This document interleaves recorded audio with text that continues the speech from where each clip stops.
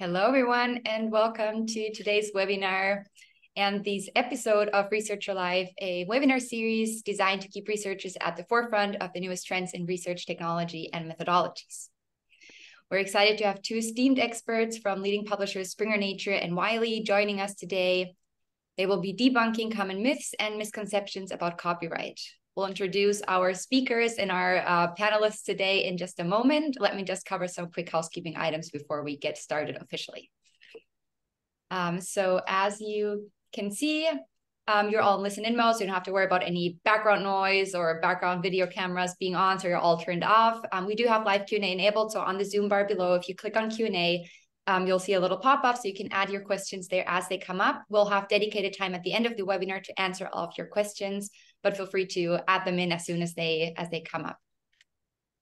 And then if you want to watch a specific part of the webinar later again, or you want to share with colleagues, I will be sharing a recording of this webinar out after the webinar is over.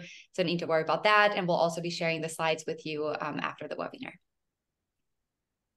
So for the ones of you that aren't familiar with Research Solutions, the company behind this Researcher Live webinar, Research Solutions was founded in 2006 and provides solutions that simplify and streamline how organizations discover, acquire, and manage scientific articles and data. More than 70% of the world's top pharmaceutical companies, emerging life science firms, and other R&D-driven companies rely on us for one-click access to scientific literature.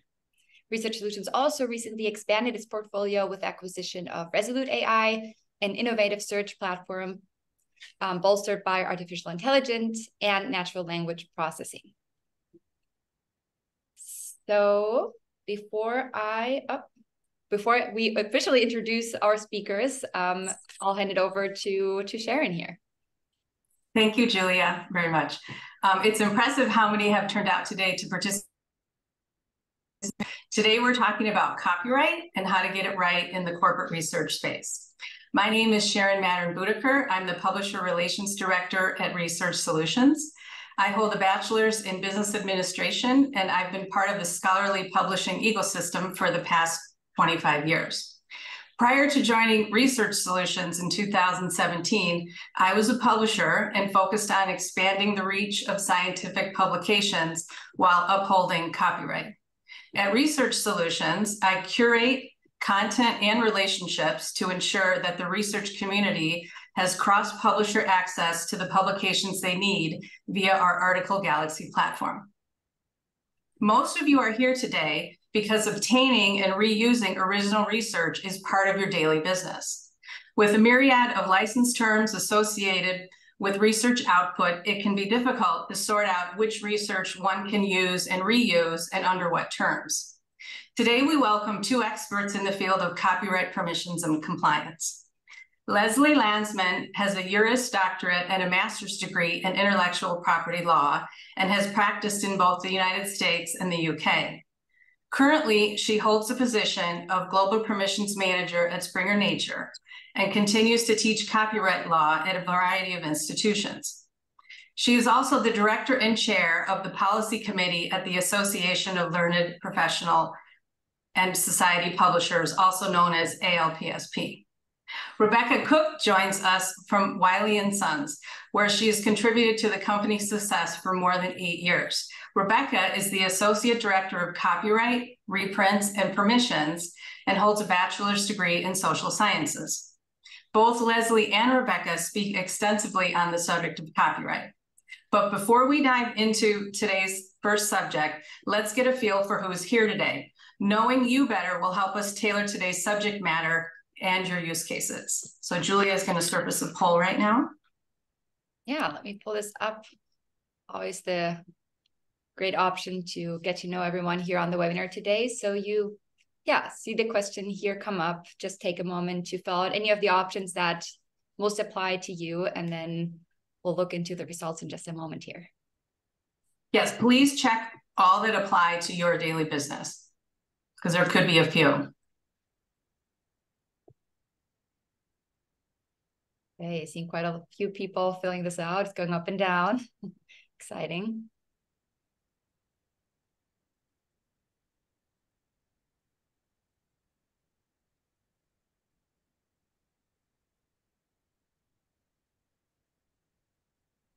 Okay. Another second here. Okay, let's end the poll and see the results.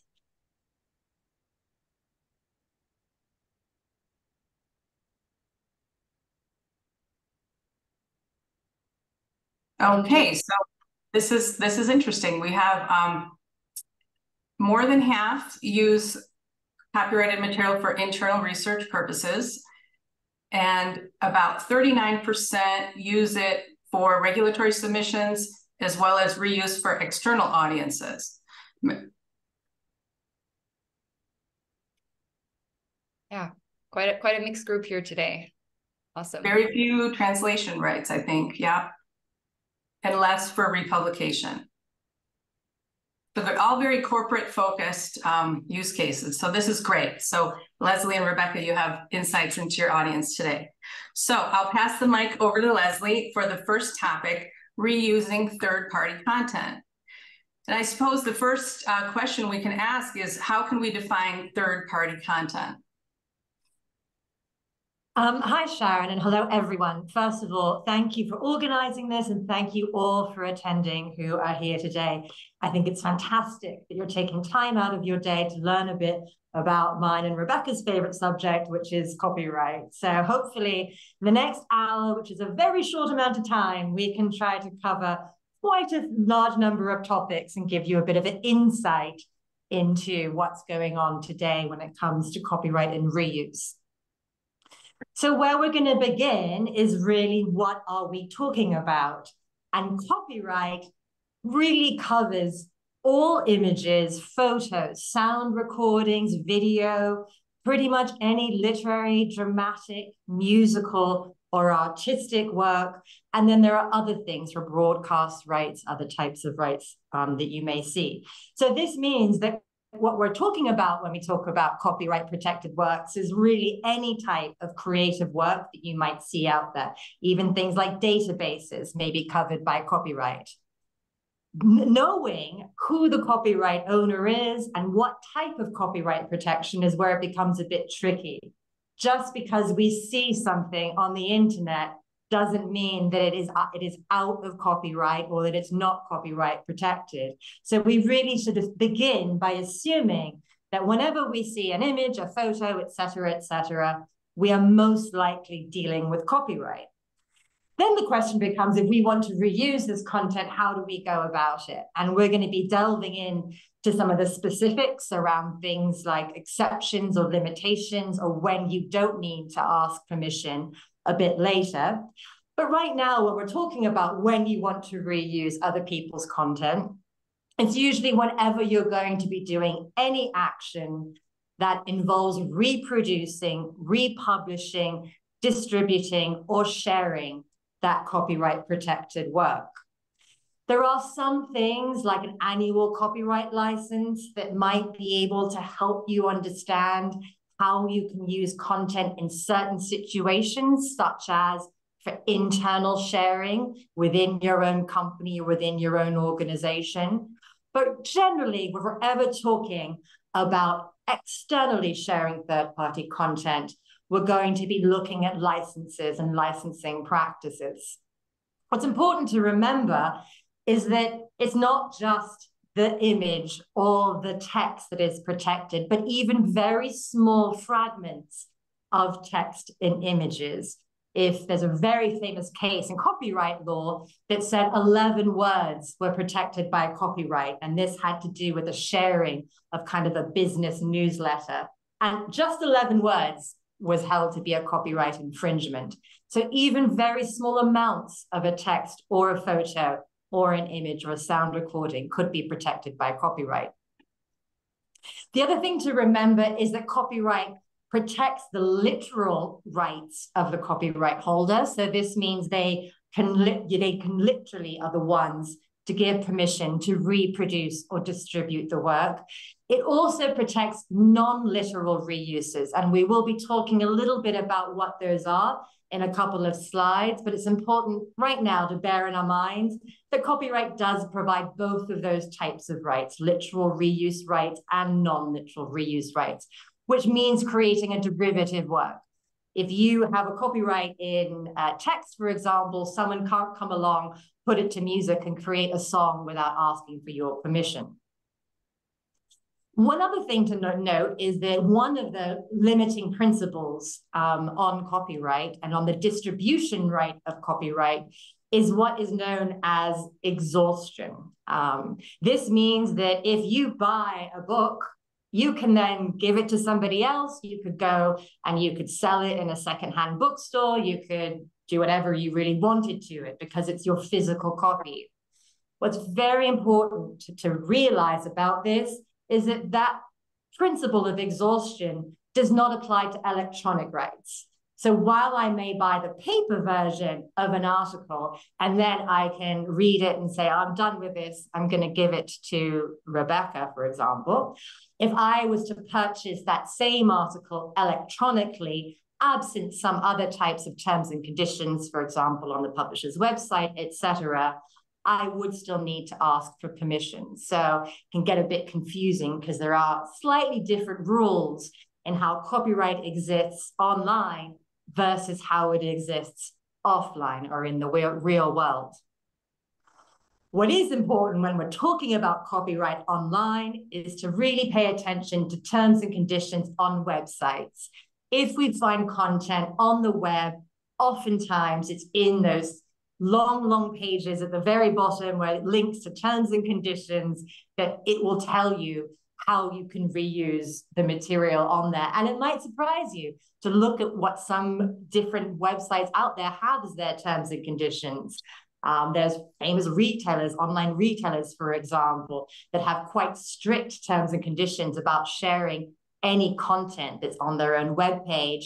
Well, there might be image galleries that basically say you can use any image that we host in our library as long as you provide credit, et cetera, et cetera.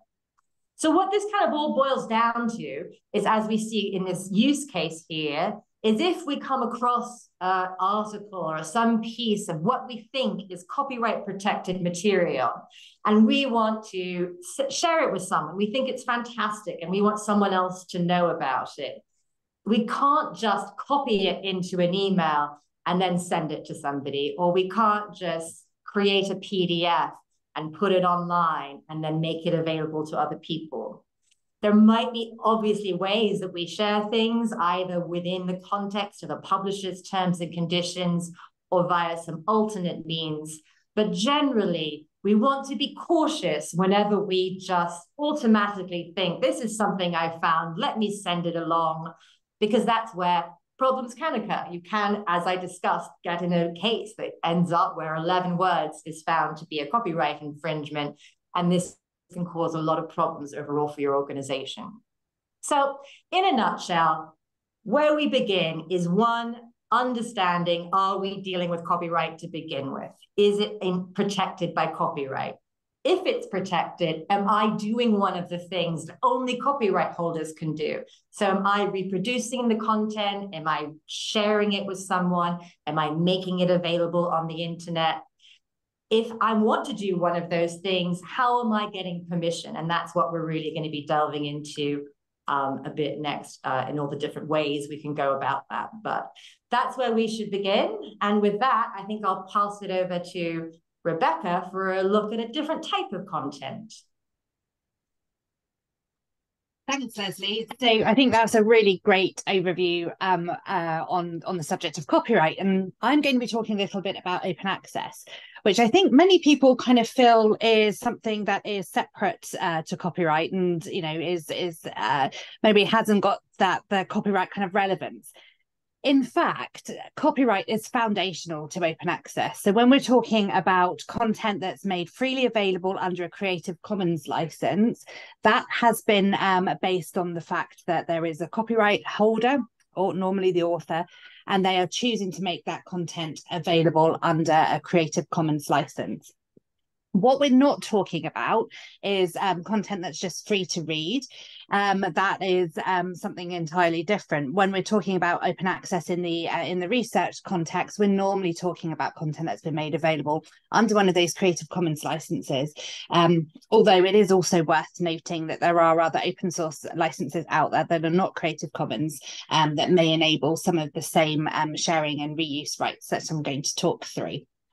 Rebecca, could you give us a little bit of an overview of the most liberal Creative Commons licenses and the most restrictive, and how that plays into corporate research use? Sure. So this is, I think, something that almost everyone is familiar with when we're talking about Creative Commons licenses. As you see these letters, so you see CC BY, you see CC BY NC, ND. What does that actually mean, though, in practice? And I think that's one of the challenges that we hear all the time from our customers, from our colleagues, from other people in the publishing industry.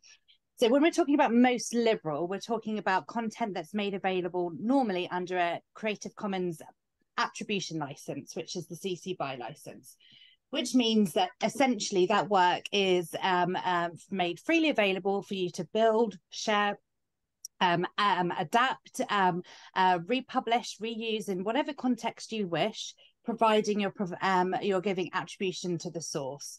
So that is the most liberal that's out there, and is one that is, is probably one of the most common licenses we see when we're looking at research publishing in the kind of day-to-day kind of output from many of our STM colleagues. However, there are different levels of CC license out there. There are licenses that have the ND attribution. So that is a non-derivative license. And that means that you cannot make derivative and adapted versions of that content. We also have non-commercial licenses, which is the NC license. And this is one I think that I'm going to focus on a little bit because it's one where there's lots of misconceptions out there. It's also worth noting that there is a license type with an SA, which means share alike. And that means that any content that has that notation must be made available under the same license terms for other users. So you have the CC BY, you have the attribution, you have the NC, which is the non-commercial, and you have ND, which is the non-derivatives. And the most restrictive license type is the CC BY NC ND, which is when you have both of those restrictions together. You can have any combination of those different license types. So you could have, for example, a CC BY ND as well. So under a non-commercial license, there is a really nice definition, which I would strongly suggest pointing people to on the Creative Commons website, which explains what non-commercial means. So non-commercial in the Creative Commons context means not directly related to the monetary or reputational gain of an organization.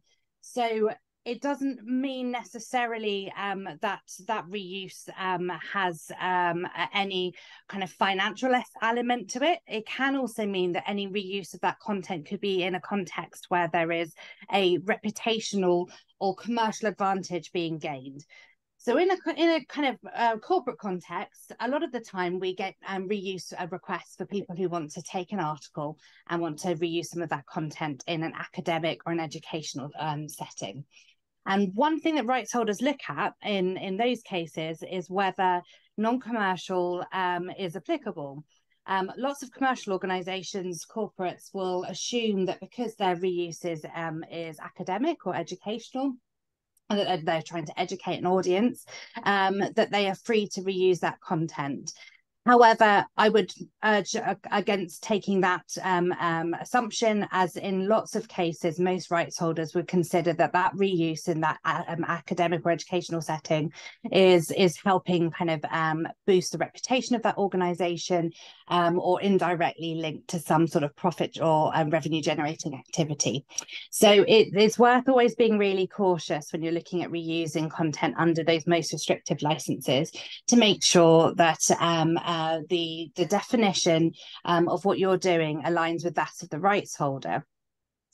Now, when it comes to wanting to reuse content under an open access license, instead under the CC BY, you can do that, providing you're providing that attribution.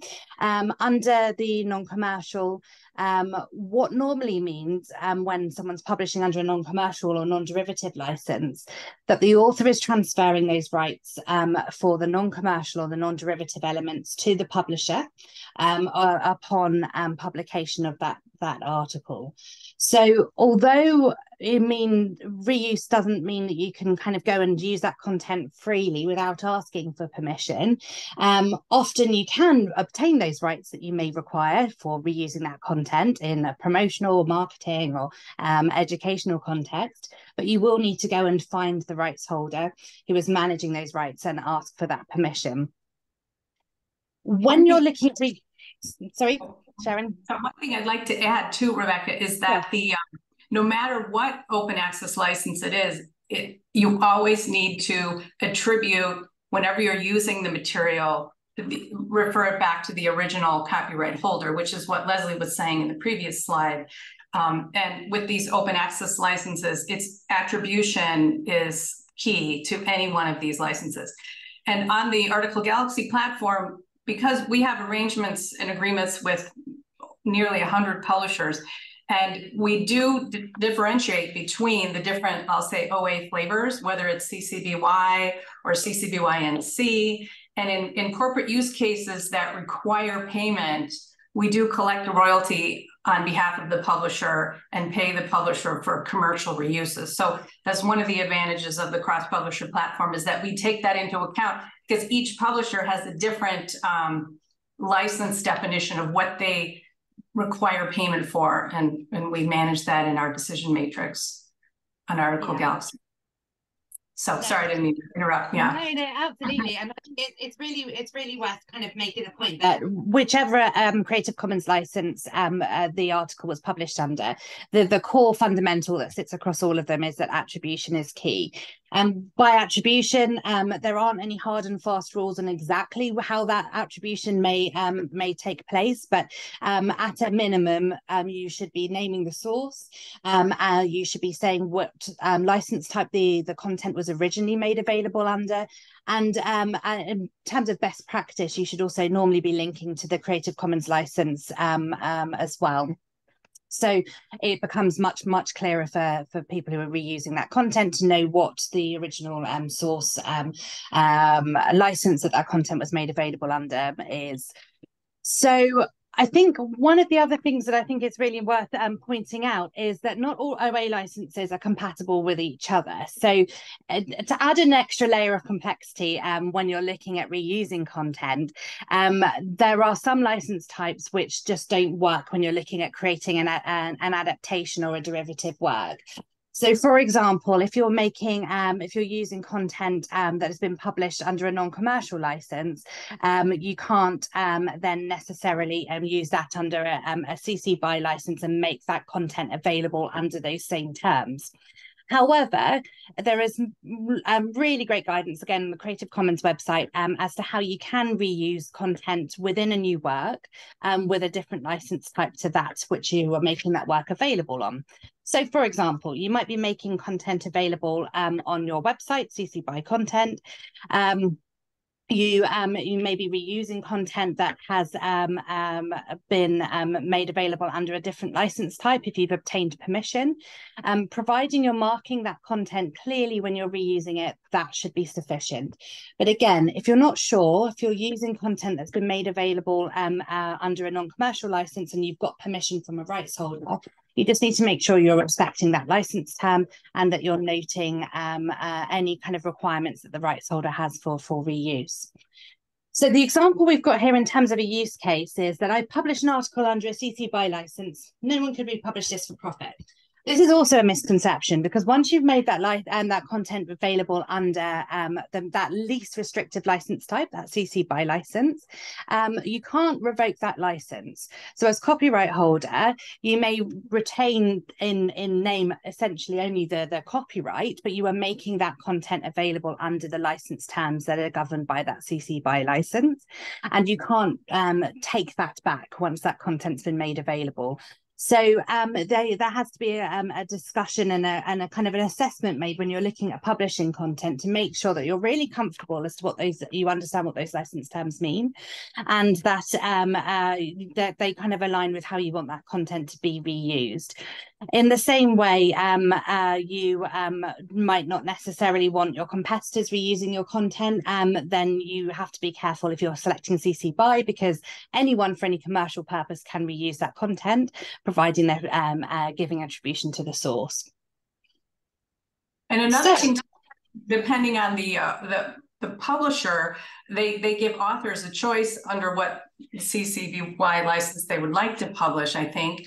And in addition, certain funding bodies require a certain license. So it can be a very difficult path to publication. And that's why it's good to have publishers such as Wiley and Springer Nature to assist authors in those decisions when they're deciding where and how to publish.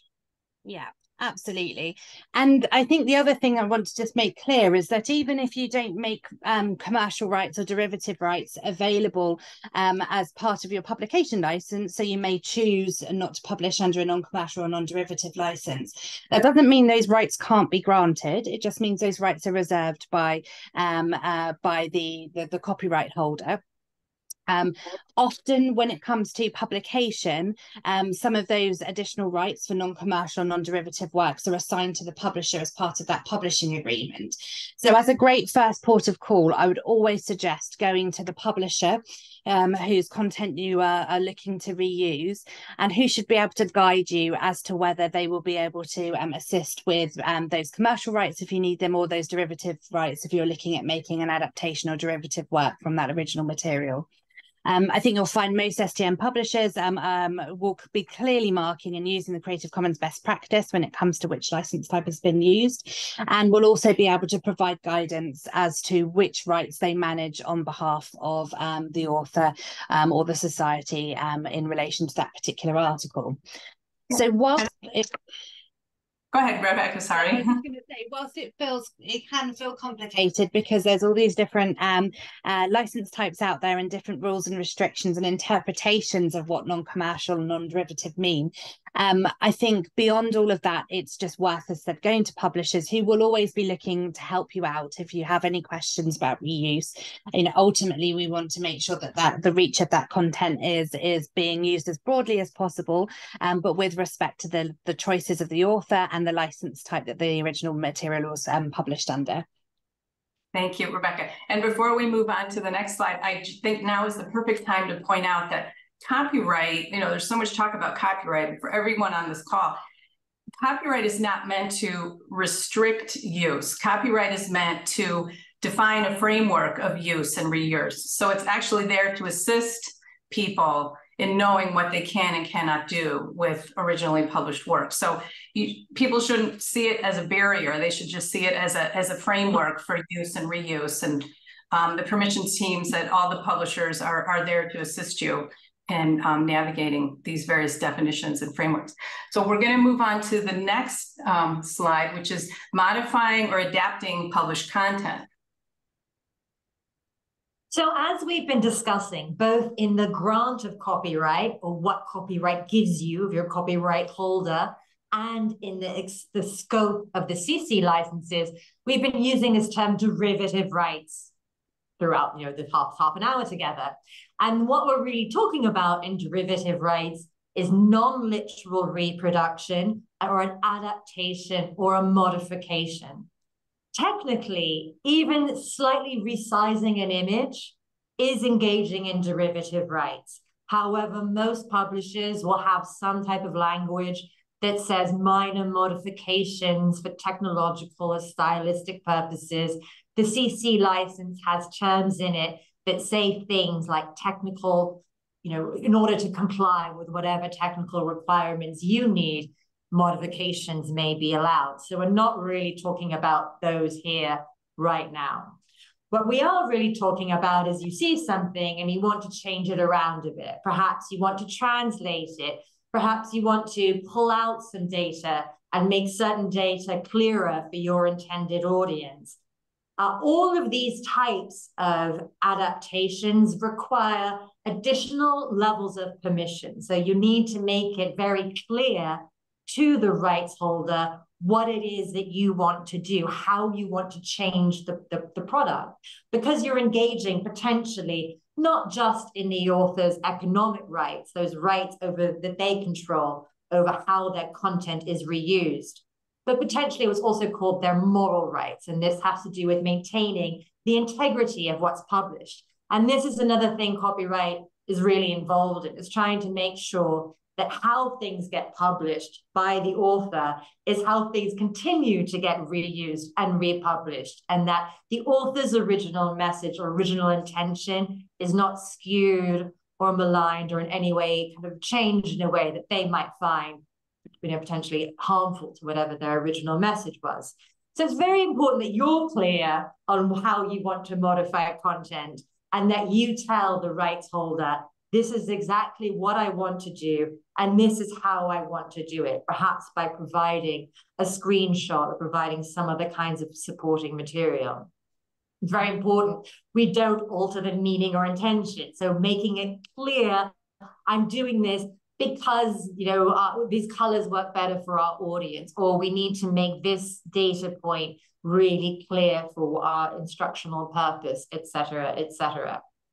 Leslie, sorry, go ahead. Just wondering about annual copyright licenses in the corporate space.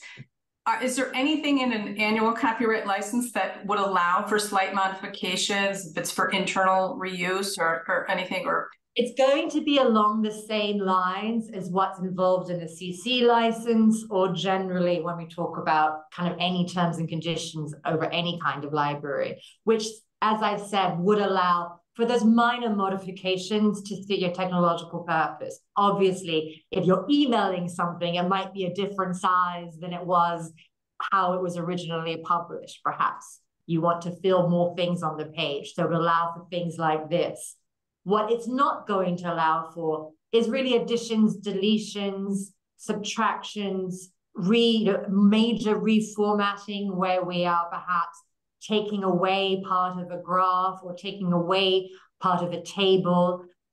Translations may not be, depending upon where you are, may or may not be included for certain limited geographical regions, but potentially not for the world.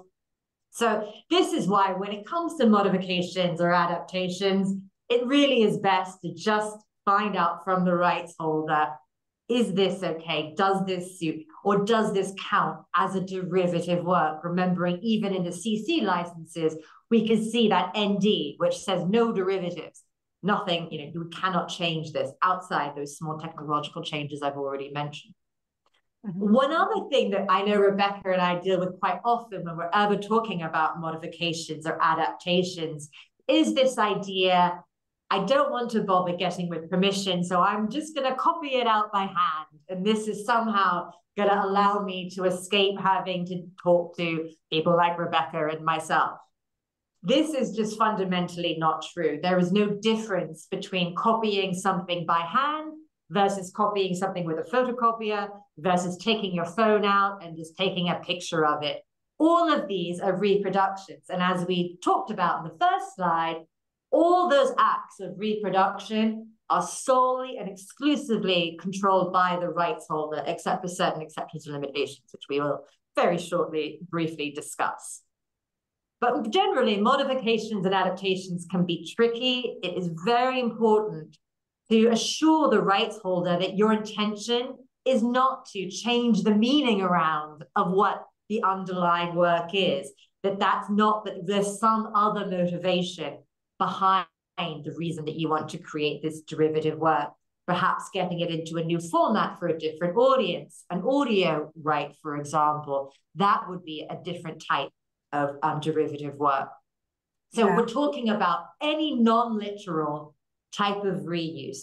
Summaries even, this would be a way of adapting a work. I'm not literally going to use the text in front of me. I'm just going to summarize it and put it in my own words. This is an adaptation. I'm creating my own work, reproducing the contents of the first work just in my own words. So if you ever think yourself, oh, I want to reuse this, but I don't want to have to deal with copyright or permission, so I'm just going to try to somehow change it around a bit so I don't have to worry. I have, in my career, 20 years in copyright, I've had weird rules. I can change 7 things, and now I don't have to worry about copyright. None of this is true. We do need to worry about copyright. As Sharon explained, this helps to preserve the integrity and the ways and means in which we reuse what is other people's content. This is what somebody else produced. And so it's a way of ensuring that content is respected. Rebecca, do you have any other? Yeah, just to add, I think the note we've got here about redrawing. So I hear this, my team hears this all the time. People assume that I'm going to redraw it, so therefore I don't need permission. And it kind of just building on what Leslie was mentioning. In a copyright sense, what we mean by redrawing is taking that original data and repurposing it in an entirely new way. If you look at a graph that's been published in an article, and someone's taken out a certain line, or they've taken an image and they've taken a proportion of that, that isn't redrawing in a copyright sense. That's an adaptation, that may be a modification that we would consider, but it's certainly nothing that then prevents you from the needing to request permission. And I think in a world where so much of our content is published under Creative Commons licenses, and the call is on you as a user of that content to make that determination whether what you're doing is allowed or not, I would just really caution against kind of buying into some of these pervasive myths that are out there around redrawing, around what you would consider non-commercial, what you would consider a derivative work, because you're really exposing yourself and your organization to risk of infringement. I think what I would always suggest is, as publishers, we want to try and make this easy for you. We understand that how you want to reuse content isn't necessarily how it's been originally published, and the formatting will absolutely need to change. Or if you're using something in marketing or educational context, you need to make that more compelling. You need to pull out and make sure that you're addressing the messages that you need to with your audiences. And we'll help you, so we'll support you in that, but you first need to ask us and not make assumptions. And we can help let you know whether actually, yes, what you're doing is so radically different that we wouldn't consider a permission is required. That's something that we say all the time to people when they come to us with questions. We're not necessarily going to be here to charge you or to make you have a license if that isn't required. But what we need you to understand when you're looking at reusing content is that just by changing a few things or redrawing or adapting, it doesn't mean that you are somehow kind of exempted from respecting copyright or from asking for permission. So I would just keep that in mind, and as I said, absolutely in these cases use your publisher that the content was published under originally as a resource. All of the major STM publishers have teams who are there to help kind of navigate this world and make sure that you're not putting yourself at risk, or if you're working on behalf of another organization, you're not putting your clients at risk as well. So it's just always worth not making those assumptions when it comes to reusing content in any way. And my final point is, if you're citing that article as the source, and if someone goes back and looks at that original article and can see some similarity there between what you're doing, what you're reusing, and how it was originally published, you're probably not meeting that threshold for it to be considered a redraw in a copyright context. So just be mindful of that as well. Yeah, and there's a few burning questions on this topic coming in the chat, not necessarily in the Q&A, but about reproducing a graph or an image and then just writing adapted from. And I think you addressed that is not allowed. You'd have to request permission for that, as well as translations. I think in every case, except perhaps, but you'd have to say for a CC BY work, you'd have to ask the rights holder for permission to translate, with the exception of a CC BY article. Is that correct? Or a CC BY NC. So remember, Yes. NC, if it doesn't have that ND attached to it, that just means non-commercial. So if you were a student, you could take that article potentially and use it as a translation project as part of a school class, for example. But for the purposes right here, CC BY is what allows you those broad reuses for commercial and non-commercial, to do whatever it is you want to do with the content. If it's not that, or under some other type of CC license, there are other ones out there, particularly for images, you should be thinking of the rights holder. And I think what Rebecca says is a great takeaway. If you cite it, most likely you are adapting, reusing it, causing what we call in the copyright world substantial similarity, but substantial can be very, very small. And substantial in copyright terms can be 11 words. So we do have to bear this in mind. And a lot of the questions are coming in via the chat. Will someone please provide information on images from publications which are not within Creative Commons? That's, you always need to ask the publisher. Yeah. Yeah. Absolutely. And the same principles apply. And I think that's the thing that's really important, understanding, like I said earlier, those Creative Commons licenses are predicated upon copyright. So those same principles apply. But if an article was published under a standard copyright transfer agreement, isn't under a Creative Commons license, then yes, in all cases, when you're looking at reusing that content, you should be asking the rights holder for permission.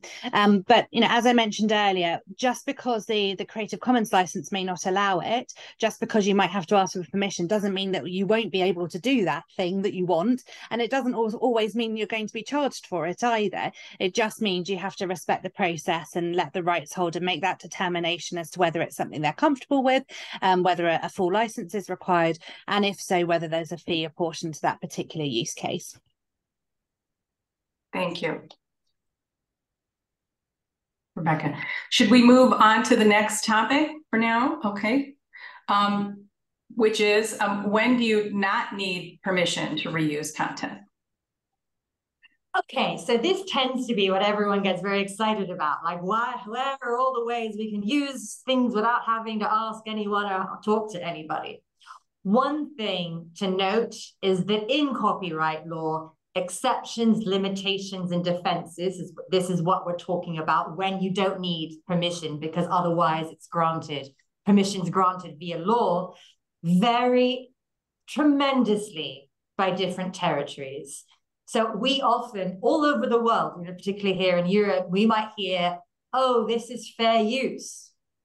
Fair use, for example, is a very specific defense to copyright infringement. So the copyright infringement, one, has already happened, but two, it only exists in the United States. So the only way you could ever rely on fair use is if you're within the territorial United States.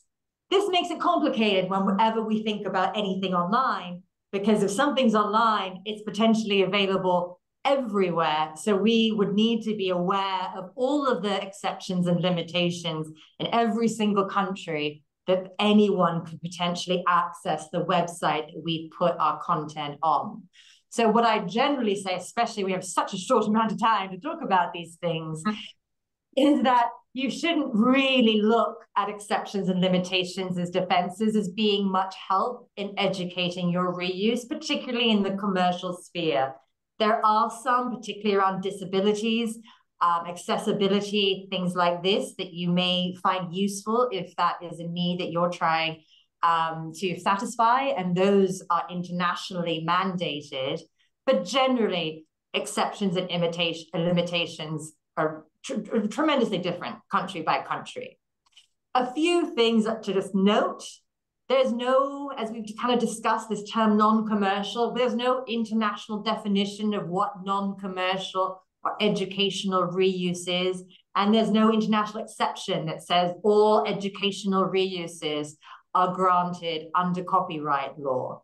Where would educational booksellers go if there was no market for them? So of course, there's lots of ways in which education would also need licensing types of activities.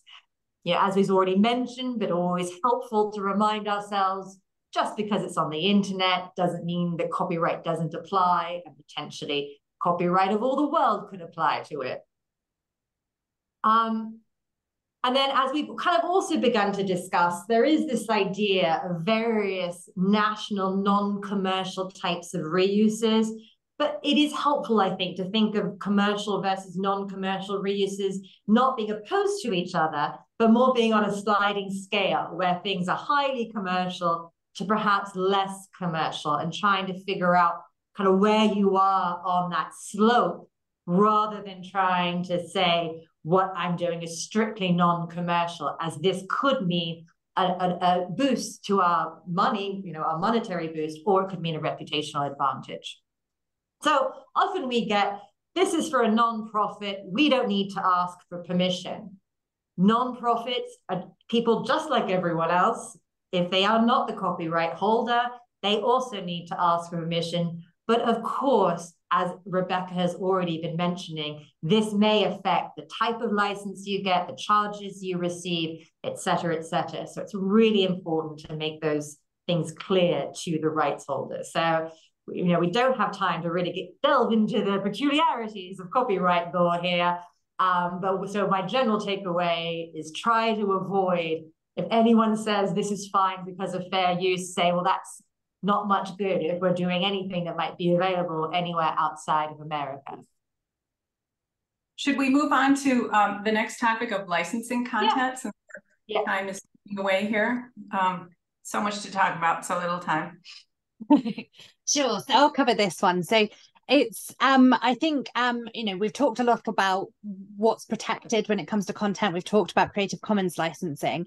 I think when it comes down to practical reuses of content, I think what most corporates want to know and reusers want to know is actually how to go about getting that license, so they're getting that permission. So I think the first point we make here is that the person who's responsible for licensing the copyright, the management of those rights, the licensor, is not always the person who is the copyright holder. So when you publish, for example, under a Creative Commons license, as an author, you normally retain the copyright. However, as we know, there are certain rights that are then licensed back, potentially to the publisher as part of the publication process. It's the same when you're publishing an article in under a standard copyright transfer agreement. It may be as part of that publication process, you're actually assigning an exclusive license to the publisher to manage those rights for the term of copyright. So the copyright notice may say copyright the authors, but the person who's actually responsible for licensing and managing those rights is in most cases likely to be the publisher.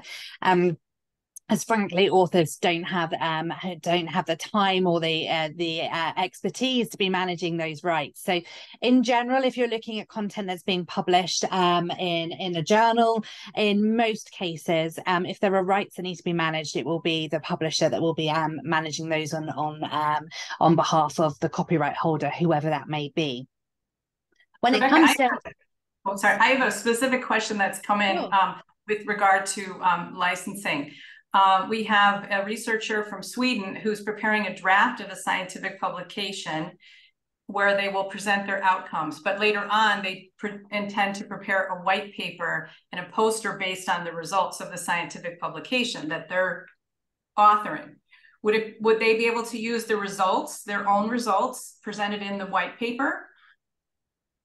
So it's a good question, and there's with everything when it comes to copyright, there isn't necessarily a hard and fast answer. But what I would say is that in most cases, when you're publishing a research article, most publishers will allow a whole breadth of rights that the authors will retain, and the reuse of their own content in other academic or educational settings tends to be a pretty standard default. Certainly as at Wiley, we have a whole breadth of reuses that authors retain, which mean that they don't have to ask for permission, regardless of the rights to the article being transferred to us as publisher.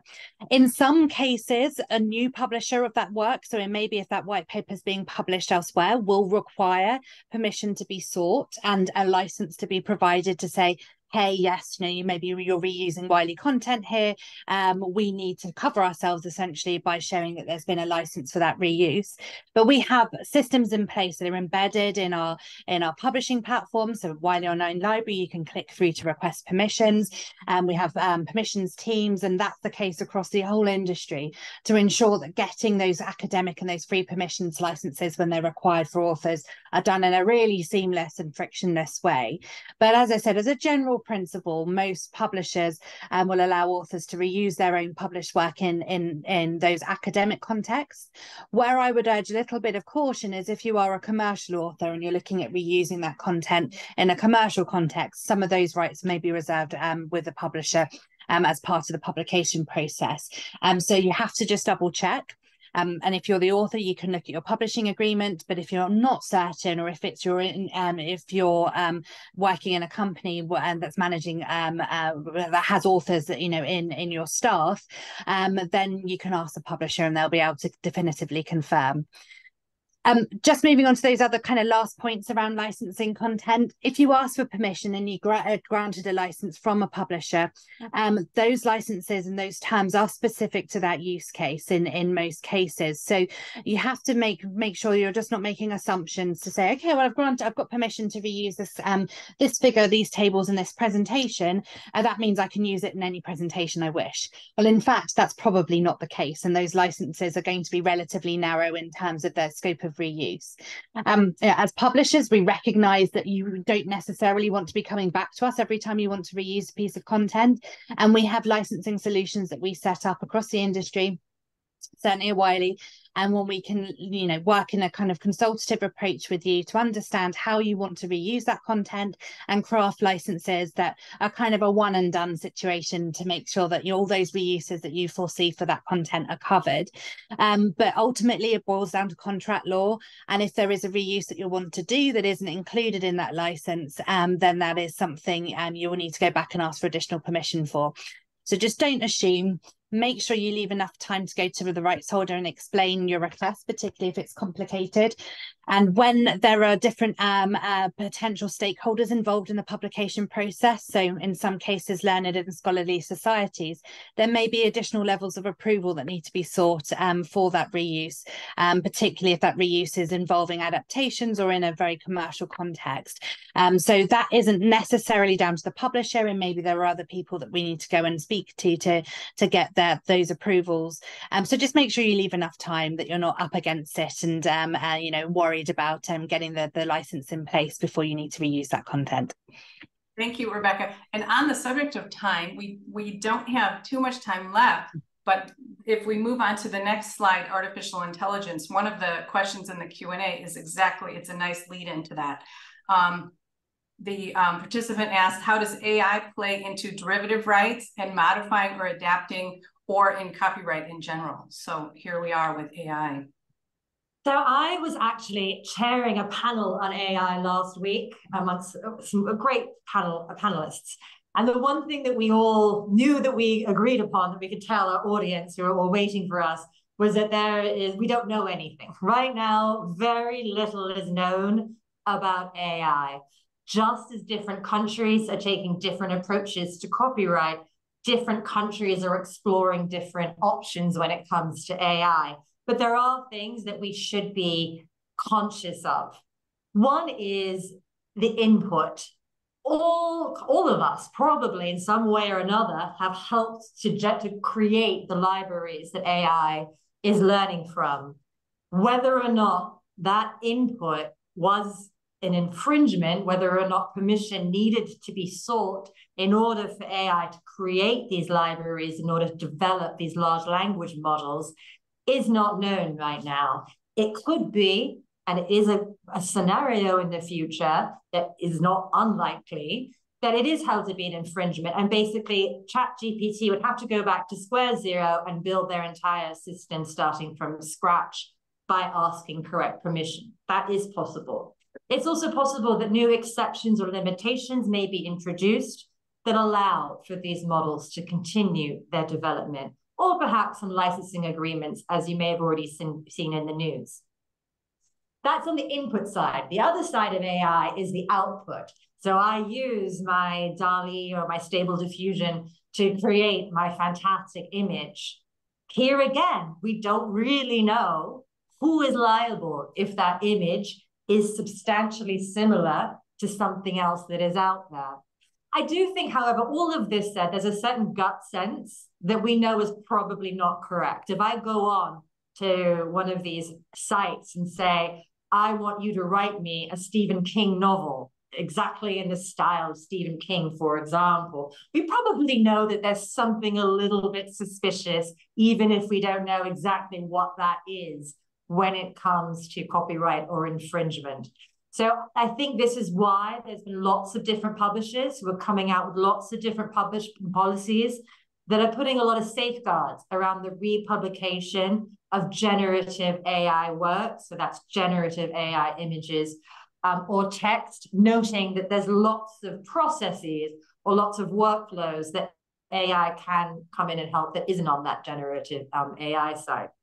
So what I would say is to try to stay abreast of AI, try to understand what's happening kind of globally when it comes to the different legislative techniques and as well as the different types of cases, lawsuits that are going on, and also being aware if you are trying to use AI to avoid copyright, if you think we can feed the data into this AI and have it create the adaptation for me, you're still creating an adaptation. So it's most likely that in that processes, we are still going to be infringing upon somebody's non-literal rights.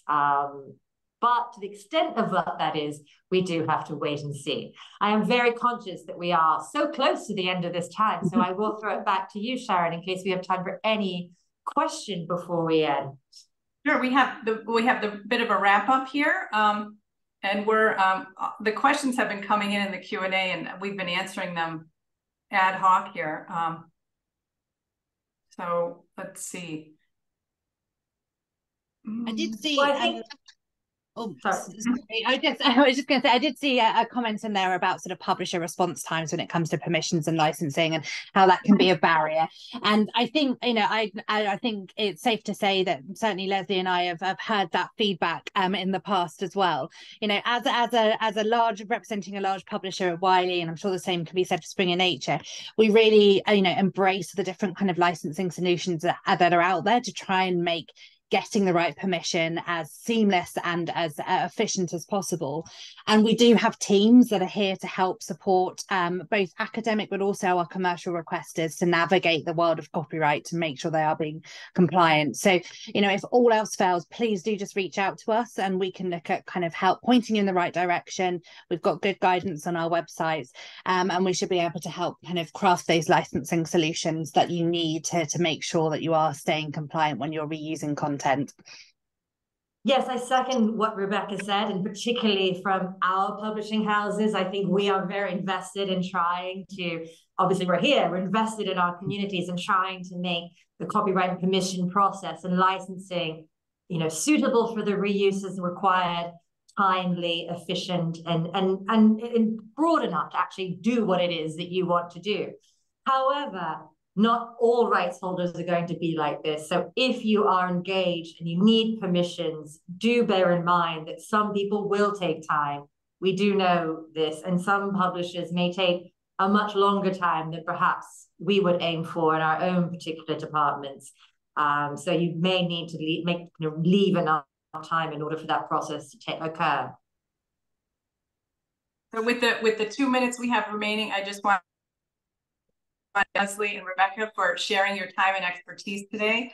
And thank you, Julia, our solid in marketing, driving the deck and all the Q&A. We really appreciate it. And thanks to everyone for joining us today. Hope you've enjoyed it as much as we have. Yes, absolutely. Thank you all. Thank you for being here. Yeah, thank you. Please do reach out. Everyone.